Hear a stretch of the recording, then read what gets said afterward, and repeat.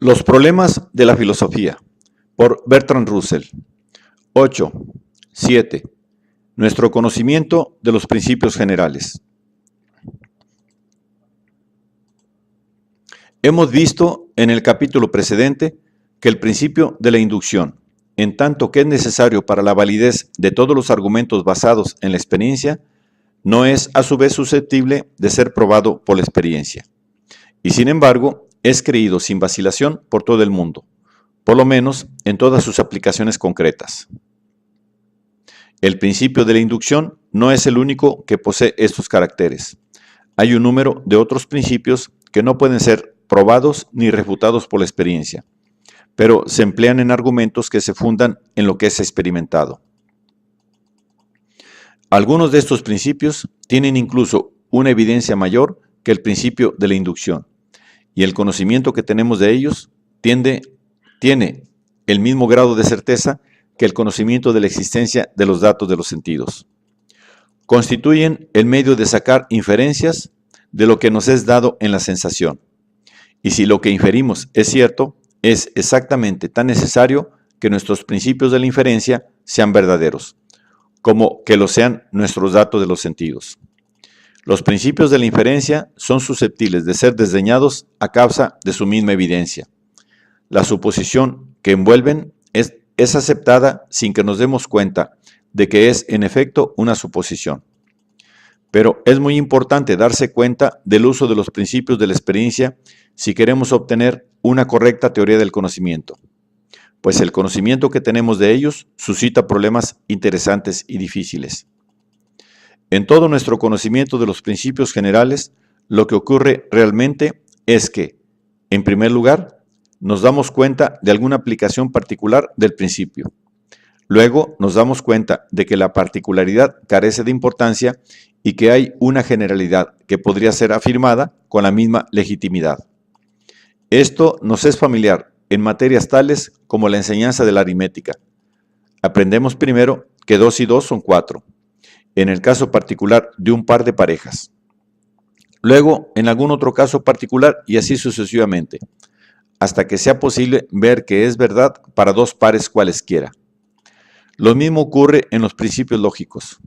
Supongamos 2 hombres que se disponen a discutir el día del mes en que nos hallamos. Uno de ellos dice: admitirá usted, por lo menos, que si ayer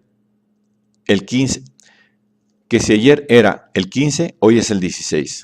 Sí, dice el otro, lo admito. Y usted sabe, prosigue el primero, que ayer era el 15, porque comió usted con Juan y su diario le dirá que era el 15. Sí, dice el segundo, por lo tanto, hoy es el 16. No es difícil seguir semejante razonamiento. Y si concedemos que las premisas son en efecto verdaderas, nadie podrá negar que la conclusión debe serlo también. Pero su verdad depende de un principio lógico general. Este principio lógico es el siguiente. Supongamos conocido que si esto es verdadero, lo es también aquello. Si suponemos también conocido que esto es verdadero, de ahí se sigue que aquello lo es también. En el caso de que si esto es verdadero, aquello lo es también, diremos que esto implica aquello y que aquello resulta de esto. Así, nuestro principio establece que si esto implica aquello y esto es cierto, aquello lo es también. En otros términos, todo lo implicado por una proposición verdadera es verdadero, o todo lo que resulta de una proposición verdadera es verdadero. Este principio se halla realmente implícito, ejemplos concretos de él se hallan por lo menos implícitos en toda demostración. Siempre que algo que creemos es invocado para probar alguna otra cosa, en la cual creemos en consecuencia, nos servimos de este principio. Si alguien pregunta, ¿por qué aceptaré el resultado de argumentos válidos basados sobre premisas ciertas? Solo podemos responderle mediante una apelación a nuestro principio. De hecho, es imposible dudar de la certeza del principio, y su evidencia es tan grande que a primera vista parece casi trivial. Tales principios, empero, no son triviales para el filósofo, puesto que muestran que podemos tener un conocimiento indubitable no derivado de los objetos de los sentidos. El principio mencionado es meramente un ejemplo entre un cierto número de principios lógicos evidentes por sí mismos. Es preciso conceder, por lo menos, algunos de estos principios para que un argumento o prueba sea, en general, posible. Una vez concedidos algunos de ellos, los demás pueden ser aprobados, aunque estos, en tanto que son simples, son exactamente tan obvios como los que han sido dados por supuestos. Sin una razón satisfactoria, 3 de ellos han sido tradicionalmente escogidos con el nombre de leyes del pensamiento. Son los siguientes. Primero, el principio de identidad. Lo que es, es. Segundo, el principio de contradicción. Nada puede ser a la vez ser y no ser. Tercero, el principio de exclusión de medio. Todo debe ser o no ser. Estas tres leves son ejemplo de principios lógicos evidentes por sí mismos, pero no son realmente más fundamentales ni más evidentes que varios otros principios, perdón, pero no son realmente más fundamentales ni más evidentes que otros varios principios similares. Por ejemplo, el que hemos considerado hace un momento, que establece que lo que resulta de una premisa verdadera es verdadero. El nombre ley del pensamiento es impropio también, pues no es lo importante el hecho de que pensemos en concordancia con estas leyes, sino el hecho de que las cosas ocurran de acuerdo con ellas. En otros términos, el hecho de que cuando pensamos de acuerdo con ellas, pensamos la verdad. Pero este es un problema importante, sobre el cual volveremos más tarde. Además de los principios que nos permiten probar, a partir de una premisa dada, que algo es indudablemente verdadero, hay otros principios lógicos que nos permiten probar, a partir de una premisa dada, que hay una probabilidad mayor o menor de que algo sea verdadero. Un ejemplo de estos principios, tal vez el más importante, es el principio de la inducción, que hemos considerado en el capítulo precedente. Una de las mayores controversias de la historia de la filosofía es la de las dos escuelas denominadas, respectivamente, empirista y racionalista. Los empiristas, representados especialmente por los filósofos británicos Locke, Berkeley y Hume, sostienen que todo nuestro conocimiento deriva de la experiencia. Los racionalistas, representados por los filósofos continentales del siglo XVII, especialmente por Descartes y Leibniz, sostienen que además de lo que conocemos por la experiencia, hay ciertas ideas innatas o principios innatos que conocemos independientemente de la experiencia. Actualmente es posible decidir con alguna seguridad sobre la verdad o la falsedad de esas opuestas escuelas. Es preciso admitir, por razones ya expuestas, que los principios lógicos no son conocidos y que no pueden ser, a su vez, probados por la experiencia, porque toda prueba lo supone. Por tanto, en este punto, que era el más importante de la controversia, los racionalistas tenían razón. Por otro lado, aún esta parte de nuestro conocimiento, que es lógicamente independiente de la experiencia, en el sentido de que la experiencia no puede probarla, es suscitada y causada por la experiencia. Con ocasión de experiencias particulares, llegamos a darnos cuenta de las leyes generales que ejemplifican sus conexiones. Sería evidentemente absurdo suponer que hay principios innatos en el sentido de que los niños nazcan con el conocimiento de todo lo que los hombres saben y no pueden ser deducidos de lo que se experimenta.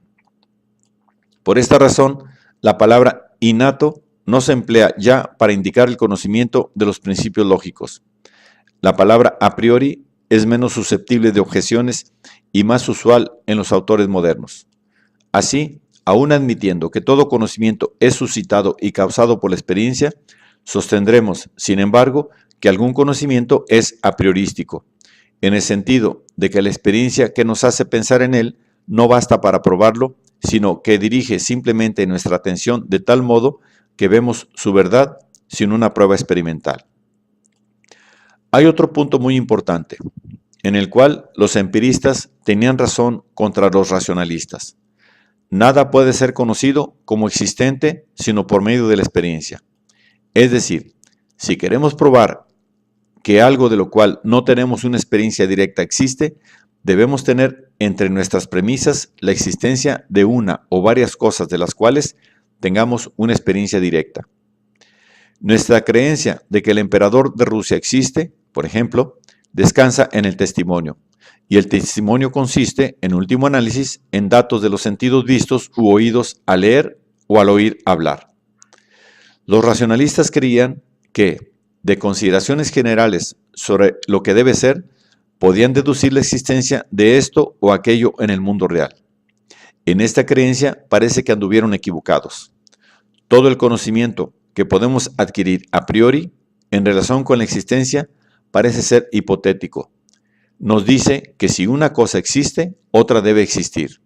O de un modo más general, que si una proposición es verdadera, otra debe serlo también.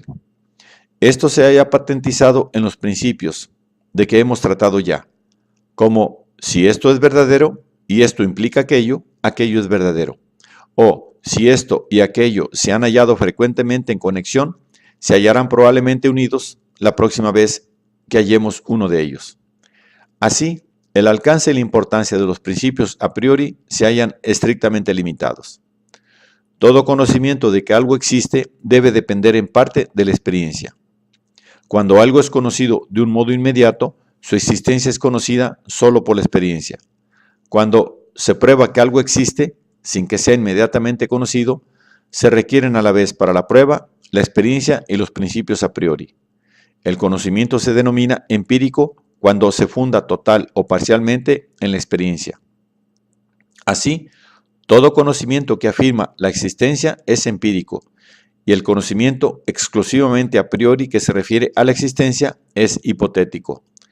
Nos da conexiones entre las colas que existen o pueden existir, pero no nos da la existencia actual. El conocimiento a priori no es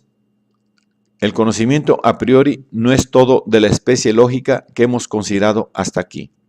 El ejemplo más importante de un conocimiento a priori no lógico es, tal vez, el conocimiento de los valores éticos. No me refiero a los juicios sobre lo que es útil o sobre lo que es virtuoso, pues estos juicios requieren premisas empíricas. Me refiero a los juicios sobre la deseabilidad intrínseca de las cosas. Si algo es útil, debe serlo porque asegura la consecución de un fin. Pero si llevamos las cosas a su último término, el fin debe valer por sí mismo, y no meramente porque sea útil para algún fin ulterior. Así, todos los juicios que se refieren a las cosas útiles dependen de juicios sobre algo que tiene un valor por sí mismo. Juzgamos, por ejemplo, que la felicidad es más deseable que la desdicha, el conocimiento que la ignorancia, la benevolencia que el odio, y así sucesivamente. Tales juicios deben ser, por lo menos en parte, inmediatos y a priorísticos. Como los juicios a priori de que hemos hablado antes, pueden ser suscitados por la experiencia, y en efecto es preciso que lo sean, pues no parece posible juzgar que algo tiene un valor intrínseco si no hemos experimentado algo de la misma especie. Pero es evidentemente obvio que no puede ser probado por la experiencia, pues el hecho de que algo existe o no, no puede probar que sea bueno o malo que exista. El desarrollo de este problema pertenece a la ética, a la cual corresponde establecer la imposibilidad de deducir lo que debe ser de lo que es. En este momento, solo es importante darnos cuenta de que el conocimiento de lo que tiene un valor intrínseco es a priorístico en el mismo sentido en que lo es la lógica, es decir, en el sentido de que la verdad de este conocimiento no puede ser probada ni refutada por la experiencia. Toda la matemática pura es a priorística, como la lógica. Esto lo han negado enérgicamente los filósofos empíricos, que sostienen que la experiencia es la fuente de nuestro conocimiento de la aritmética, lo mismo que de la geografía. Sostienen que por la experiencia repetida de ver dos cosas y luego dos cosas más y hallar que juntas formen cuatro cosas, nos vemos conducidos por inducción a la conclusión de que dos cosas y dos más forman siempre cuatro cosas. Sin embargo, si esta fuese la fuente de nuestro conocimiento de que 2 y 2 son 4, para persuadirnos de su verdad, procederíamos de un modo diferente de como lo hacemos en realidad. De hecho, un cierto número de ejemplos es preciso para hacernos pensar abstractamente 2 en vez de 2 monedas, 2 libros, 2 personas o cualquier otra especie de 2. Pero desde el momento en que podemos desprender nuestro pensamiento de particularidades inoportunas, somos capaces de ver el principio según el cual 2 y 2 son 4. Vemos que un ejemplo cualquiera es típico e innecesario el examen de los demás. Lo mismo ocurre con la geometría. Si necesitamos demostrar alguna propiedad de todos los triángulos, trazamos un triángulo y razonamos sobre él. Pero podemos evitar hacer uso de cualquier propiedad que no comparta con todos los demás triángulos. Y así, de nuestro caso particular, obtenemos un resultado general. No sentimos, en efecto, que nuestra certeza de que 2 y 2 son 4 aumente con nuevos ejemplos. Desde el momento en que hemos visto la verdad de esta proposición, nuestra certeza llega a ser tan grande que es incapaz de todo aumento. Además, sentimos cierta cualidad de necesidad en la proposición 2 y 2 son 4, cualidad de que carecen aún las generalizaciones empíricas mejor fundadas. Estas generalizaciones siguen siendo siempre meros hechos. Sentimos que podría haber un mundo en el cual fueran falsas, aunque en el mundo actual ocurra que son verdaderas. Al contrario, sentimos que en cualquier mundo posible 2 y 2 serán 4. Esto no es un mero hecho, sino una necesidad a la cual debe conformarse todo lo actual y posible. La cosa adquirirá mayor claridad si consideramos una generalización puramente empírica, como todos los hombres son mortales. Es evidente que creemos en esta proposición. En primer lugar, porque no conocemos ejemplos de hombres que hayan vivido más allá de una edad determinada. Y en segundo lugar, porque parece que hay razones físicas para pensar que un organismo como el cuerpo humano debe gastarse más o menos tarde. Prescindiendo de la segunda razón y considerando simplemente nuestra experiencia de la mortalidad de los hombres, es evidente que no nos contentaríamos con un solo ejemplo perfectamente comprendido de un hombre que muere, mientras que en el caso de 2 son 4, un ejemplo basta. Si lo consideramos cuidadosamente para persuadirnos de que lo mismo debe ocurrir en cualquier otro ejemplo. Así, si reflexionamos, nos vemos forzados a admitir que es posible que haya alguna duda, por muy ligera que sea, sobre si todos los hombres son mortales. Esto se hace evidente si tratamos de imaginar dos mundos diferentes, en uno de los cuales no todos los hombres sean mortales, y en el otro 2 y 2 sean 5. Cuando Swift nos invita a considerar la raza de los Struthbugs, los cuales no mueren jamás, es posible el consentimiento de la imaginación. Pero un mundo en el cual 2 y 2 sean 5 parece hallarse en un plano diferente. Sentimos que este mundo, si existiera, derrumbaría todo el edificio de nuestro conocimiento y nos reduciría a la duda total. El hecho es que en simples juicios matemáticos como 2 y 2 son 4, y también en muchos juicios de la lógica, podemos conocer la proposición general sin inferirla de ejemplos, aunque usualmente algún ejemplo no sea necesario para aclarar el sentido de la proposición general. De ahí que haya una real utilidad en el procedimiento de la inducción, que va de lo general a lo general, o de lo general a lo particular, así como en el procedimiento de la inducción, que va de lo particular a lo particular, o de lo particular a lo general. Es un viejo debate entre los filósofos el de saber si la deducción nos da jamás algún conocimiento nuevo. Ahora podemos ver que en ciertos casos por lo menos lo hace. Si sabemos ya que 2 y 2 son siempre 4, y sabemos que Brown y Jones son 2 y lo mismo Robinson y Smith, podemos deducir que Brown y Jones y Robinson y Smith son 4. Es un nuevo conocimiento que no estaba contenido en nuestras premisas, puesto que la proposición general 2 y 2 son 4 no nos ha dicho jamás nada sobre las personas de Brown, Jones, Robinson y Smith, y las premisas particulares no nos decían que fuesen 4, mientras que la proposición particular deducida nos da ambas cosas a la vez. Pero la novedad del conocimiento es mucho menos cierta si tomamos el ejemplo usual de la deducción que se da siempre en los libros de lógica. Es decir, todos los hombres son mortales. Sócrates es hombre, luego Sócrates es mortal. En este caso, lo que conocemos realmente más allá de toda duda razonable es que ciertos hombres, A, B y C, eran mortales, puesto que, de hecho, han muerto. Si Sócrates es uno de estos hombres, es absurdo dar el rodeo de todos los hombres son mortales, para llegar a la conclusión de que probablemente Sócrates es mortal. Si Sócrates es uno de los hombres sobre los cuales se funda nuestra inducción, mejor será que vayamos directamente de nuestros ABC a Sócrates, que dar la vuelta por la proposición general, todos los hombres son mortales. Pues la probabilidad de que Sócrates sea mortal es mayor, según nuestros datos, que la probabilidad de que todos los hombres sean mortales. Esto es obvio, pues si todos los hombres son mortales, Sócrates lo es también. Pero si Sócrates es mortal, no se sigue de ahí que todos los hombres sean mortales. Por consiguiente, alcanzaremos la conclusión de que Sócrates es mortal con una mayor aproximación si hacemos un razonamiento puramente inductivo que si pasamos por todos los hombres son mortales y usamos de la deducción. Esto ilustra la diferencia entre las proposiciones generales conocidas a priori como 2 y 2 son 4 y las generalizaciones empíricas como todos los hombres son mortales. En relación con las primeras, la deducción es el modo justo de razonamiento, mientras que en lo que se refiere a las últimas, la inducción es siempre teóricamente preferible y garantiza una mayor confianza en la verdad de la conclusión, ya que las generalizaciones empíricas son más inciertas que sus casos particulares.